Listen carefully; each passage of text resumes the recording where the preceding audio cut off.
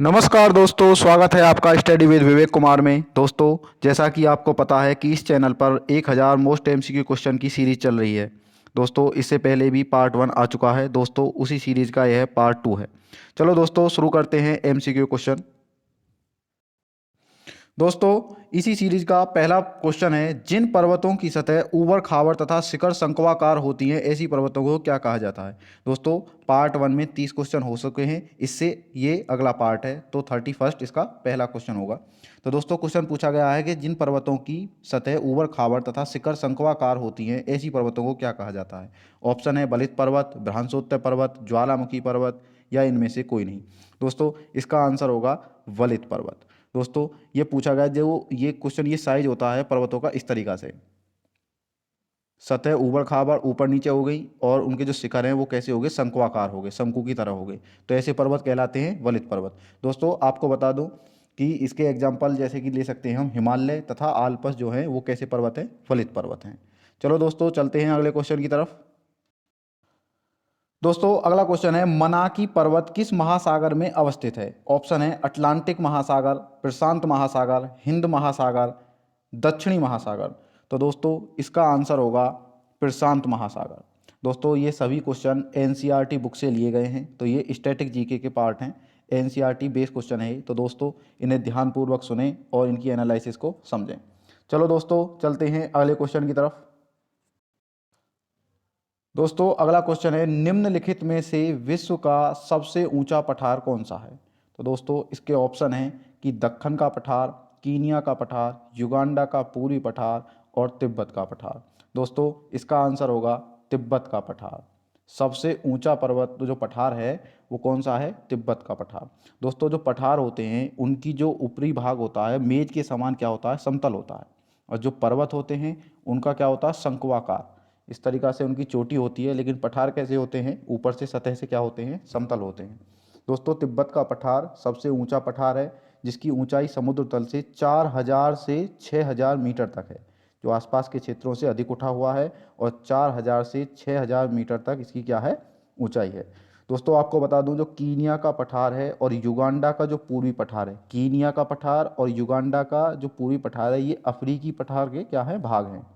जो अफ्रीका है, अफ्रीका महाद्वीप है, इस अफ्रीकी पठार के क्या हैं, ये भाग हैं। दोस्तों, जो अफ्रीकी पठार है वो ज़्यादातर सोना चांदी के लिए क्या है, प्रसिद्ध होता है। और भारत में जैसे कि छोटा नागपुर का पठार है, वो लोहा, कोयला और मैग्नीज के लिए ये भंडार माना जाता है। चलो दोस्तों, चलते हैं अगले क्वेश्चन की तरफ। दोस्तों, क्वेश्चन है, कर्क रेखा भारत के कितने राज्यों से गुजरती है।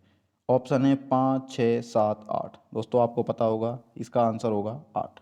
8 राज्यों से कर्क रेखा गुजरती है। वो राज्य कौन कौन से हैं, जैसे कि मिजोरम है, त्रिपुरा है, पश्चिम बंगाल है, राजस्थान, गुजरात है, मध्य प्रदेश है, छत्तीसगढ़ और झारखंड। इनसे क्या है, भारत के जो कर्क रेखा है वो भारत के 8 राज्यों से गुजरती है। चलो दोस्तों, चलते हैं अगले क्वेश्चन की तरफ। दोस्तों, क्वेश्चन है, भारत की स्थलीय सीमा कितने देशों के साथ जुड़ी है। तो ऑप्शन है 6, 5, 8 और 7। तो दोस्तों, इसका आंसर होगा 7। दोस्तों, वो देश कौन कौन से हैं जिनसे स्थलीय सीमा भारत की जुड़ी हुई है। तो दोस्तों, पहला जो देश है वो है चीन, फिर नेपाल, भूटान, म्यांमार, पाकिस्तान, बांग्लादेश और अफगानिस्तान। जो पाक अधिकृत जम्मू कश्मीर है वो थोड़ा सा 106 किलोमीटर के समथिंग क्या है, अफगानिस्तान से भी लगा हुआ है। तो दोस्तों, इस तरीक़ा से जो स्थलीय सीमा है भारत की लगी हुई है वो कितने देशों से लगी हुई है, 7 देशों से। चलो दोस्तों, चलते हैं अगले क्वेश्चन की तरफ। दोस्तों, क्वेश्चन है, निम्नलिखित में से भारत की सबसे लंबी स्थलीय सीमा किस देश के साथ लगती है। दोस्तों, ये क्वेश्चन लगातार पूछा जाता रहा है, ये से 3 स्टार क्वेश्चन देख सकते हैं आप, ये 3 स्टार क्वेश्चन है, ये क्वेश्चन लगातार पूछा जाता रहा है। या तो स्थलीय सीमा पूछता है हमारे भारत के राज्य की, या किस देश के साथ ही सबसे लंबी है, या समुद्री सीमा, इस तरीका से तटीय रेखा पूछता रहता है। तो क्वेश्चन है कि किसके साथ स्थलीय सीमा सबसे लंबी लगती है। ऑप्शन है चीन, पाकिस्तान, श्रीलंका, बांग्लादेश। तो दोस्तों, इसका आंसर होगा बांग्लादेश। बांग्लादेश के साथ भारत की सबसे लंबी स्थलीय सीमा लगी हुई है, समथिंग 4096 किलोमीटर के समथिंग ये है। चलो दोस्तों, चलते हैं अगले क्वेश्चन की तरफ। दोस्तों, क्वेश्चन है, निम्नलिखित में से भारत के कौन सा, भारत का, दोस्तों एक का है, भारत का कौन सा राज्य 3 तरफ से अंतर्राष्ट्रीय सीमा से घिरा है। तो ऑप्शन है मणिपुर, असम, त्रिपुरा, मेघालय। तो दोस्तों इसका आंसर होगा त्रिपुरा। दोस्तों त्रिपुरा का तीन भाग किससे घिरा हुआ है? बांग्लादेश से घिरा हुआ है। दोस्तों आपको बता दूं, दो ऐसे राज्य हैं जो तीन तरफ से अंतर्राष्ट्रीय सीमा बनाते हैं। वो कौन कौन से? एक तो त्रिपुरा और एक है सिक्किम। सिक्किम राज्य भी तीन तरफ से अंतर्राष्ट्रीय सीमा बनाता है। और सिक्किम के साथ किस किस देश की सीमा लगती है? वो है नेपाल, भूटान और चीन। तो त्रिपुरा बांग्लादेश से तीन तरफ से घिरा है, सिक्किम तीन तरफ से घिरा हुआ है। वो कौन कौन से देश हैं? नेपाल है, भूटान है एवं चीन। चलो दोस्तों चलते हैं अगले क्वेश्चन की तरफ। दोस्तों क्वेश्चन है, भारत के कितने राज्य कम से कम दो देशों के साथ अपनी सीमा को साझा करते हैं? कम से कम दो, अधिक से अधिक तीन या चार, जो भी है, तो कम से कम दो। तो ऑप्शन है 8 राज्य, 9 राज्य, 7 राज्य, 5 राज्य। तो दोस्तों इसका आंसर होगा 7 राज्य। 7 राज्य ऐसे हैं जो कम से कम दो देशों के साथ अपनी सीमा क्या करते हैं? साझा करते हैं। अधिक से अधिक तीन, तीन से बहुत से देश हैं, बहुत से जो राज्य हैं हमारे, तीन देशों से अपनी क्या है? सीमा साझा करते हैं। तो दोस्तों मैं एक एक करके बोल रहा हूँ, आप इनको नोट कर सकते हैं।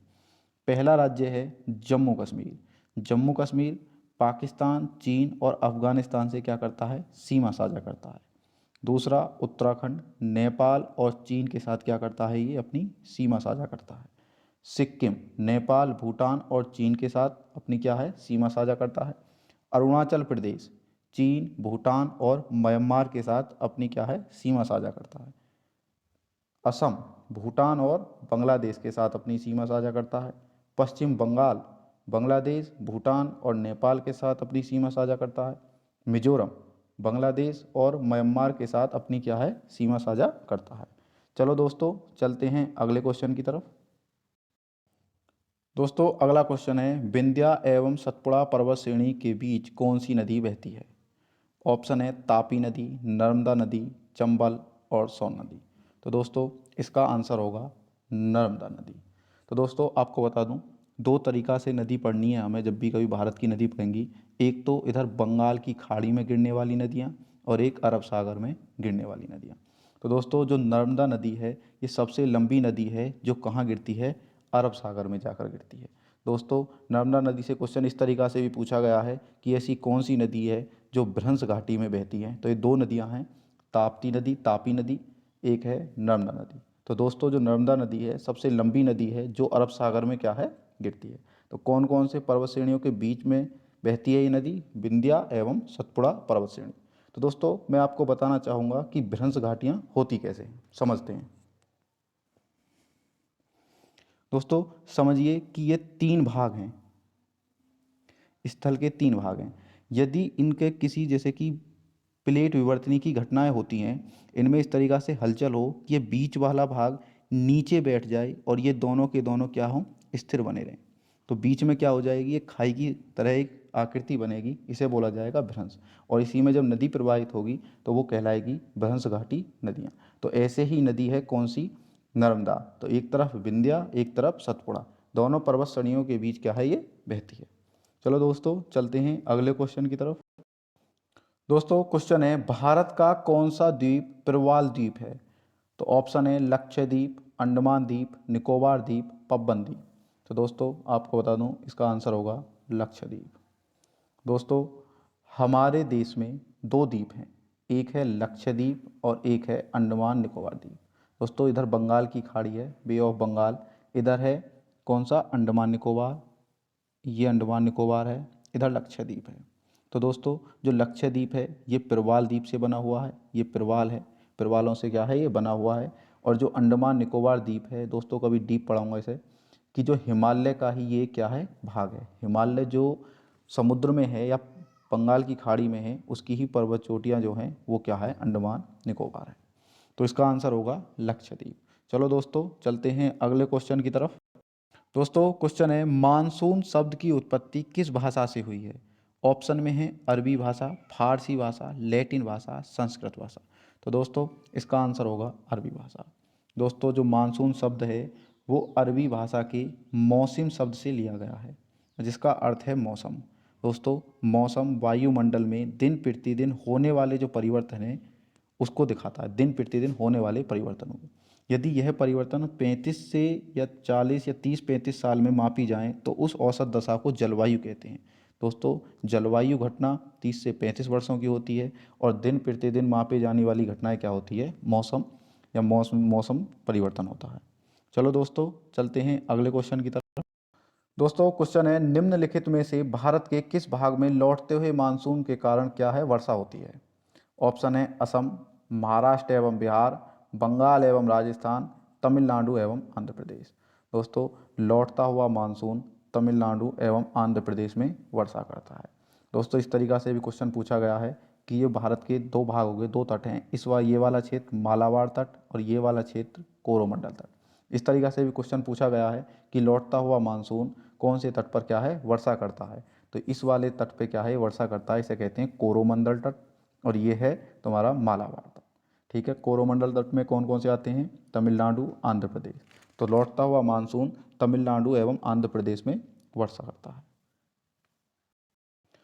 दोस्तों, सिंपल सा क्वेश्चन है, विश्व में सर्वाधिक वर्षा कहाँ होती है? पंचमढ़ी, चेरापूंजी, मासिनराम, ऊटी। तो दोस्तों, इसका आंसर मुझे लगता है सबको पता होगा। तो इसका आंसर है मासिनराम। मासिनराम में विश्व की सर्वाधिक वर्षा होती है। दोस्तों, क्वेश्चन है, भारत में उष्ण कटिबंधीय वर्षा वन कहाँ नहीं पाए जाते? दोस्तों, यह क्वेश्चन बहुत इम्पोर्टेंट है, इसे समझते हैं। ऑप्शन है अंडमान निकोबार द्वीप समूह, उत्तर पूर्वी राज्यों में, पश्चिमी घाट या प्रायद्वीपीय पठारी क्षेत्र में। तो दोस्तों, इसका आंसर होगा प्रायद्वीपीय पठारी क्षेत्रों में उष्ण कटिबंधीय वर्षा वन नहीं पाए जाते। समझते हैं दोस्तों, ये कहाँ पाए जाते हैं? यह उस क्षेत्र में पाए जाते हैं जहाँ वर्षा सर्वाधिक होती है। पहली कंडीशन क्या है इनकी? जहाँ वर्षा बहुत अधिक होगी, बहुत अधिक, वहाँ पर उष्ण कटिबंधीय वर्षावन पाए जाएंगे। दोस्तों, यह इतने घने होते हैं कि यहाँ सूर्य का प्रकाश भी ज़मीन तक नहीं पहुँच पाता, ज़मीन तक भी ये नहीं पहुँच पाता। और जो ये वन हैं, ये वर्ष के अलग अलग समय पर अपनी क्या है? पत्तियाँ गिराते हैं और हमेशा हरे भरे क्या है? दिखाई देते हैं। इसलिए इन वनों को सदाबहार वन भी कहा जाता है। तो दोस्तों, अंडमान निकोबार, उत्तर पूर्वी राज्य और पश्चिम घाट पे लगातार वर्षा का जो माप है वो अधिक है और यहाँ पर उष्ण कटिबंधीय वर्षावन भारत में पाए जाते हैं। अगर दोस्तों क्वेश्चन इस तरीक़ा से पूछा जाए कि हमारे देश में अधिकांश कौन से वन पाए जाते हैं, तो वह हैं उष्ण कटिबंधीय पतझड़ वन, जिन्हें मानसूनी वन भी कहा जाता है। ये इतने घने नहीं होते और ये वर्ष के निश्चित समय में अपनी क्या है? पत्तियाँ गिरा देते हैं। तो दोस्तों, याद रखना है कि कहाँ पर उष्णकटिबंधीय वर्षावन पाए जाते हैं और कहाँ पर नहीं पाए जाते। चलो दोस्तों, चलते हैं अगले क्वेश्चन की तरफ। दोस्तों, अगला क्वेश्चन है, हमारे देश के अधिकांश भाग में किस प्रकार के वन पाए जाते हैं? उष्णकटिबंधीय वर्षावन, उष्णकटिबंधीय पतझड़ वन, मैंग्रोव वन, पर्वतीय वन। तो दोस्तों, मैंने अभी आपको बता दिया कि हमारे यहाँ पर सर्वाधिक कौन से वन पाए जाते हैं? उष्णकटिबंधीय पतझड़ वन। इनके बारे में बताया है कि ये कम घने होते हैं और वर्ष के निश्चित समय पे अपनी क्या है? पत्तियां गिरा देते हैं। इन्हें मानसूनी वन भी कहा जाता है। चलो दोस्तों, चलते हैं अगले क्वेश्चन की तरफ। दोस्तों, अगला क्वेश्चन है, वन्य जीव सप्ताह कब मनाया जाता है? अक्टूबर के पहले सप्ताह में, सितंबर के पहले सप्ताह में, मार्च के आखिरी सप्ताह में, नवंबर के आखिरी सप्ताह में। तो दोस्तों, इसका आंसर होगा अक्टूबर के पहले सप्ताह में। दोस्तों, वन्य जीवों के संरक्षण के लिए जागरूक करने के लिए यह सप्ताह मनाया जाता है। किसके लिए? वन्य जीव सप्ताह। चलो दोस्तों, चलते हैं अगले क्वेश्चन की तरफ। दोस्तों, क्वेश्चन है, निम्नलिखित में से भारत में जंगली बकरी कहाँ पाई जाती है? ऑप्शन है पश्चिमी घाट, पूर्वी घाट, हिमालयी क्षेत्र, गिरवन। तो दोस्तों, इसका आंसर होगा हिमालयी क्षेत्र। हिमालयी क्षेत्र में क्या है? जंगली बकरियां पाई जाती हैं। दोस्तों, मैं बता दूं आपको कि कौन सा क्षेत्र कहाँ कहाँ है, ये आपको पता होना चाहिए। ये वाला जो हिस्सा है, ये वाला, ये पश्चिमी घाट है, ये हिस्सा पूर्वी घाट होगा, गिर राष्ट्रीय उद्यान यहीं पर है, और जो ऊपर का जो है ये वाला हिस्सा, ये वाला, ये हिमालयी क्षेत्र होता है, ये उत्तर पूर्वी क्षेत्र। तो दोस्तों, इस तरीक़ा से क्वेश्चन पूछे जाते रहे हैं, कौन से क्षेत्र कहाँ कहाँ पर हैं, या किस क्रम में भी ये क्वेश्चन आ जाते हैं। तो दोस्तों, जो जंगली बकरी है वो कहाँ पाई जाती है? हिमालयी क्षेत्र में। दोस्तों, अगला क्वेश्चन है, भारत में जंगली गधे का प्राकृतिक निवास स्थान कहाँ है? तो ऑप्शन है गिर वन, पश्चिमी राजस्थान के मरुस्थलीय क्षेत्र, सुंदरवन, कच्छ के रण। तो दोस्तों, इसका आंसर होगा कच्छ के रण। कच्छ के रण किसके लिए प्रसिद्ध है, या कौन सी चीज़ यहाँ पे सबसे सर्वाधिक पाई जाती है? वो है जंगली गधा। गिर वन, यहाँ पे बब्बर शेर हमारे यहाँ पे पाए जाते हैं सर्वाधिक। गिरवन में, बब्बर शेर गुजरात में है। और तुम्हारा मैंने अभी बताया कि जंगली बकरी कहाँ पाई जाती है, हिमालयन क्षेत्र में। जंगली गधे कहाँ पाए जाते हैं, कच्छ के रण में। दोस्तों क्वेश्चन है, निम्नलिखित में से कौन सा अफ्रीका महाद्वीप का सबसे ऊंचा शिखर है? तो ऑप्शन है mount Cameroon, mount Toubkal, mount Kenya, mount Kilimanjaro.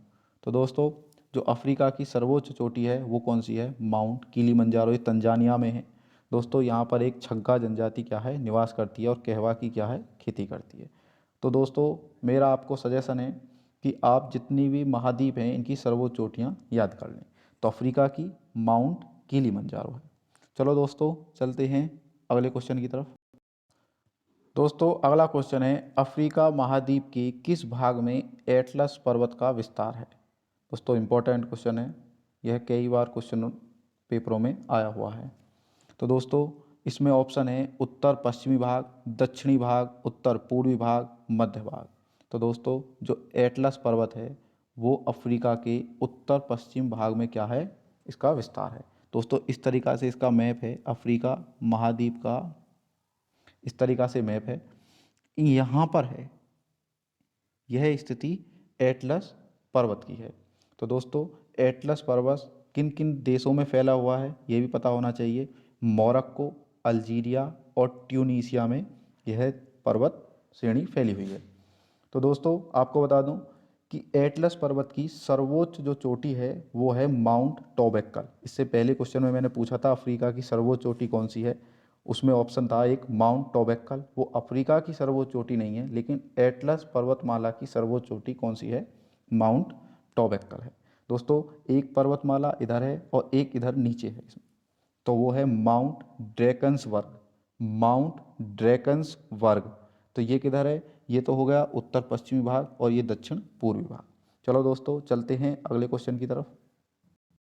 दोस्तों अगला क्वेश्चन है, महान भ्रंश घाटियाँ किस महाद्वीप के विशेष भौतिक लक्षण हैं? अफ्रीका महाद्वीप, दक्षिण अमेरिका महाद्वीप, उत्तर अमेरिका महाद्वीप, यूरोप। तो दोस्तों इसका आंसर होगा अफ्रीका महाद्वीप। कभी भी क्वेश्चन आए कि महान भ्रंश घाटियाँ कहाँ का भौतिक लक्षण है, किस महाद्वीप में है, तो वो है अफ्रीका महाद्वीप। दोस्तों यह क्वेश्चन बहुत ही इंपॉर्टेंट है, पूछा जाता रहा है। निम्नलिखित में से किस झील से नील नदी का उद्गम होता है या नील नदी निकलती है? तो ऑप्शन है करीबा झील, विक्टोरिया झील, तुर्काना झील, तंजानाइका झील, तंजनाइका झील। तो दोस्तों इसका आंसर होगा विक्टोरिया झील। दोस्तों विक्टोरिया झील से विश्व की सबसे लंबी नदी निकलती है और वह कौन सी है, नील नदी, और यह भूमध्य सागर में जाकर गिरती है। चलो दोस्तों चलते हैं अगले क्वेश्चन की तरफ। दोस्तों क्वेश्चन है, नीचे दिए गए किस सागर या महासागर में नील नदी के द्वारा डेल्टा का निर्माण किया जाता है? लाल सागर, भूमध्य सागर, उत्तरी अटलांटिक महासागर, काला सागर। तो दोस्तों इसका आंसर होगा भूमध्य सागर। दोस्तों अभी बताया मैंने कि नील नदी कहाँ जाके गिरती है, भूमध्य सागर में। दोस्तों डेल्टा ऐसे बनता है कि जब नदियाँ कभी भी स्थल या पर्वतमालाओं से निकल के चलती हैं तो वहाँ से छोटे छोटे मिट्टी के कण, पर्वत उसके पठारों के कण या पत्थर वगैरह लेके साथ चलती हैं। जब ये इधर आकर गिरती हैं किसी सागर या महासागर में तो इनके मुहाने पर इकट्ठा कर देती हैं। जब इकट्ठा कर देंगी तो यहाँ पे किसका निर्माण हो जाएगा, डेल्टा का निर्माण हो जाएगा। दोस्तों मैं आपसे एक क्वेश्चन पूछता हूँ, आप उसे कमेंट बॉक्स में ज़रूर आंसर दें उसका। तो मैं पूछ रहा हूँ कि विश्व का सबसे बड़ा डेल्टा कौन सी नदी बनाती है? तो आपको इसका आंसर कमेंट बॉक्स में देना है। चलो दोस्तों चलते हैं अगले क्वेश्चन की तरफ।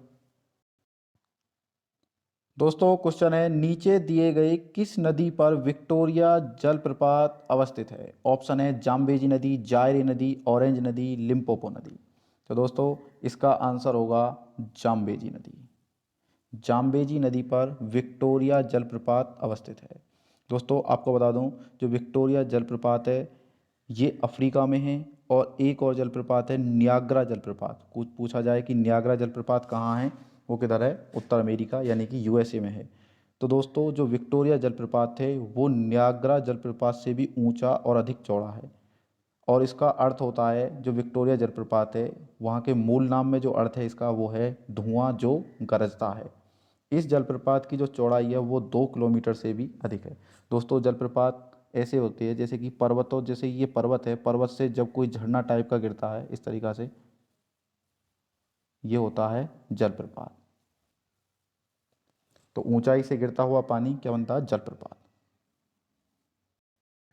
दोस्तों अगला क्वेश्चन है, विश्व का सबसे बड़ा मरुस्थल कौन सा है? कालाहारी मरुस्थल, सारा मरुस्थल, थार मरुस्थल, गोई मरुस्थल। तो दोस्तों ये आसान सा क्वेश्चन है, सभी को पता होगा, तो इसका आंसर होगा सहारा मरुस्थल। विश्व का सबसे बड़ा मरुस्थल कौन सा है? सहारा मरुस्थल। दोस्तों अगला क्वेश्चन है, निम्नलिखित में से किस जगह विश्व का सबसे अधिक तापमान दर्ज किया गया है? मृत घाटी, यूएसए, टिम्बकटू, माली, तीरट, तस्वी, इजराइल, अल अजीजिया, लीबिया। तो दोस्तों इसका आंसर होगा मृत घाटी। सबसे अधिक जो तापमान दर्ज किया गया है वो कहाँ है? मृत घाटी, यूएसए में। दोस्तों अगला क्वेश्चन है, निम्नलिखित में से कौन सी नदी मकर रेखा को 2 बार काटती है? ऑप्शन है लिम्पोपो नदी, अमेजन नदी, ऑरेंज नदी, जाम्बेजी नदी। तो दोस्तों इसका आंसर होगा लिम्पोपो नदी। लिम्पोपो नदी दोस्तों मकर रेखा को 2 बार काटती है। दोस्तों आपको बता दूं कि लिम्पोपो नदी दक्षिण अफ्रीका और बोत्सवाना इन दोनों देशों की सीमा क्या करती है? निर्धारित करती है। और दक्षिण अफ्रीका और जिम्बाब्वे की भी सीमा कौन सी नदी बनाती है? लिम्पोपो नदी। और इन दोनों की सीमा बनाते हुए यह मापुटो की खाड़ी में जाके गिर जाती है। दोस्तों आपसे एक क्वेश्चन पूछा जाएगा कि कौन सी नदी मकर रेखा को 2 बार काटती है? तो वो नदी है लिम्पोपो नदी। दोस्तों मेरा आपसे एक क्वेश्चन है कि आपको बताना है कि भूमध्य रेखा को 2 बार कौन सी नदी काटती है? कमेंट बॉक्स में इसका आंसर जरूर दें। दोस्तों अगला क्वेश्चन है, बड़े आकार के और तेज दौड़ने वाले पक्षी शुतुरमुर्ग निम्नलिखित में से किस मरुस्थल में पाए जाते हैं? ऑप्शन है कालाहारी मरुस्थल, तकला मकान मरुस्थल, दस्ते कबीर मरुस्थल, और ऑप्शन है थार मरुस्थल। तो दोस्तों इसका आंसर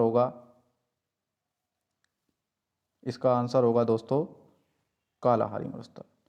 कालाहारी मरुस्थल में सर्वाधिक क्या है? शुतुरमुर्ग पाए जाते हैं। और कालाहारी मरुस्थल दक्षिण अफ्रीका में पाया जाता है और बोत्सवाना दक्षिण अफ्रीका इस क्षेत्र में ये पाया जाएगा। अफ्रीका में ये मरुस्थल है। कौन सा? कालाहारी मरुस्थल। और यहाँ पे शुतुरमुर्ग बहुतायत में पाए जाते हैं। चलो दोस्तों चलते हैं अगले क्वेश्चन की तरफ। दोस्तों यह क्वेश्चन बहुत ही इंपॉर्टेंट है। ये पूछा गया है, जंजीबार और पेम्बा द्वीप किसके लिए प्रसिद्ध हैं? ऑप्शन है नारियल के लिए, इलायची के लिए, लौंग के लिए, मसाले के लिए।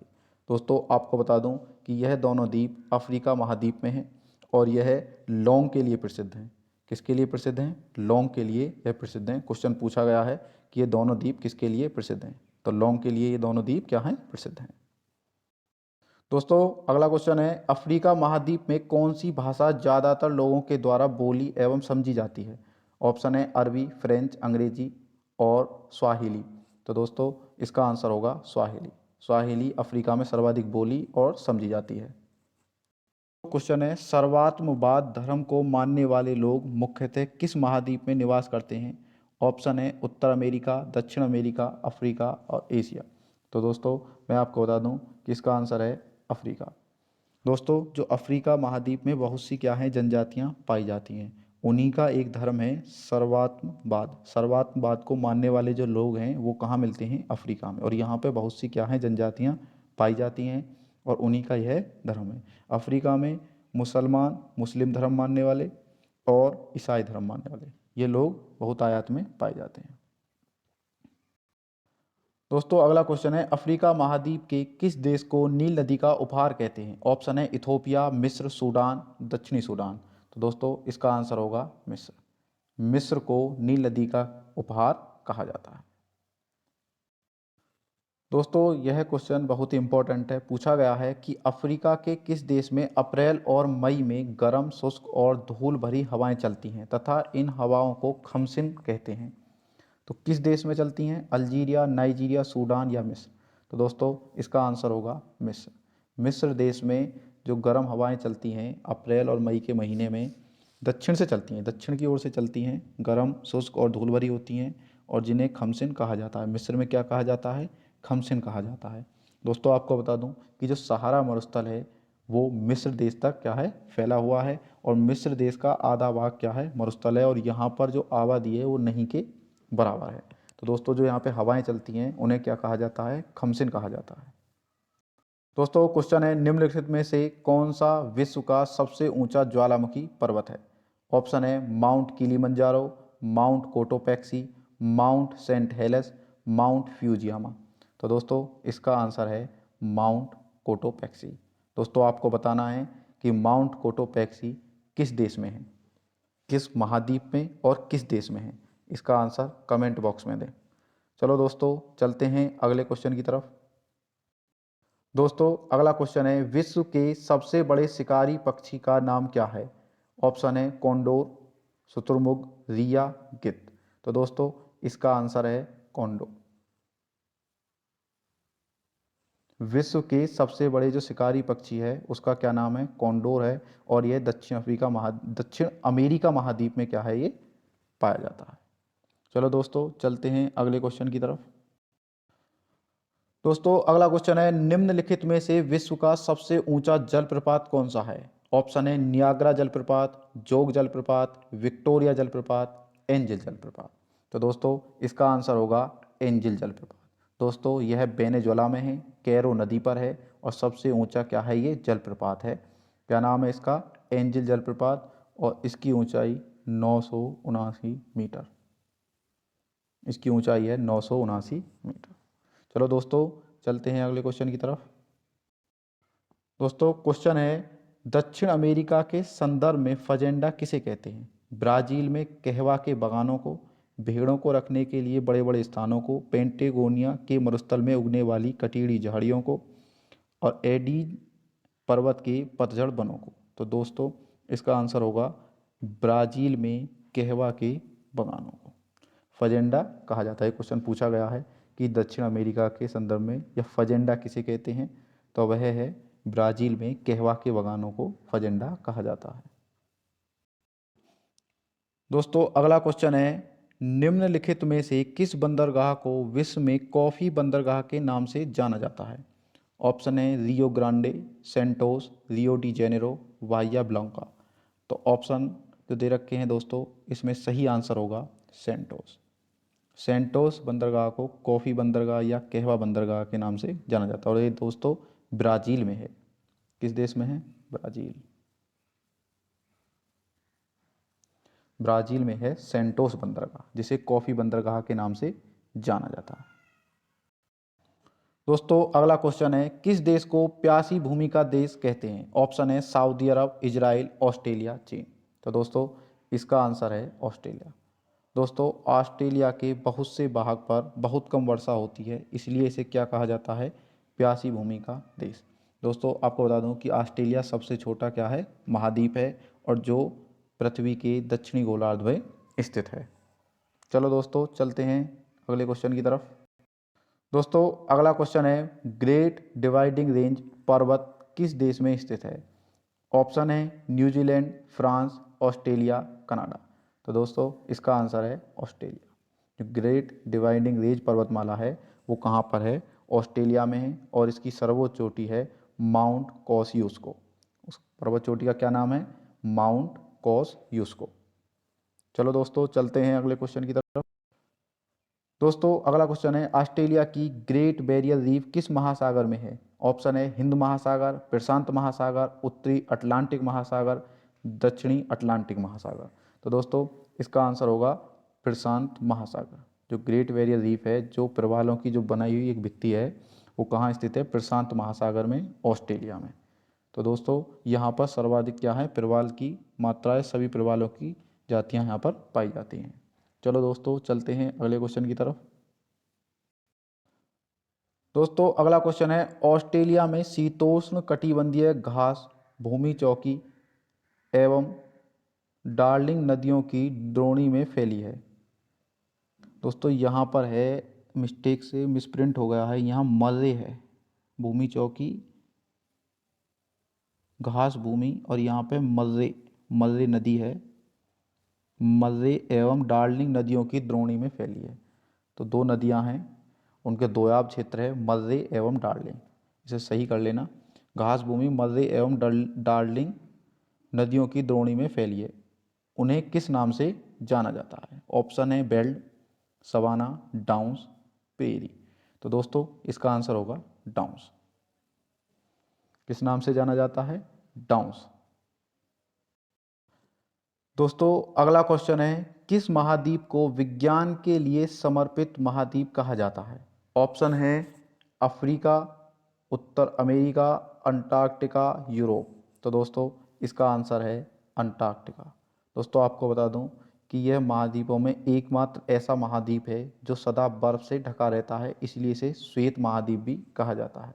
दोस्तों यहाँ जो टेम्परेचर है वो हमेशा नेगेटिव में, माइनस में ही रहता है और ज़्यादातर देश इस पे क्या है, रिसर्च करते हैं और पृथ्वी के बारे में तरह तरह की जानकारियाँ प्राप्त करते हैं, इसलिए इसे विज्ञान के लिए समर्पित महाद्वीप कहा जाता है।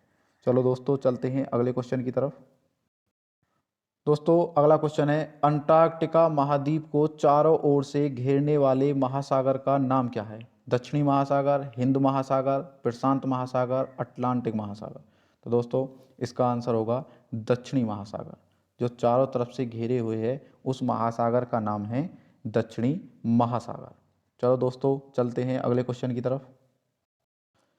दोस्तों अगला क्वेश्चन है, अंटार्कटिका महाद्वीप की मुख्य वनस्पति कौन सी है? ऑप्शन है ओक, पाइन, रेडवुड, लाइकेन। तो दोस्तों इसका आंसर होगा लाइकेन। दोस्तों जहाँ टेम्परेचर कम होता है वहाँ पर दो ही वनस्पतियाँ ज़्यादातर पाई जाएंगी, एक तो मास और एक लाइकेन।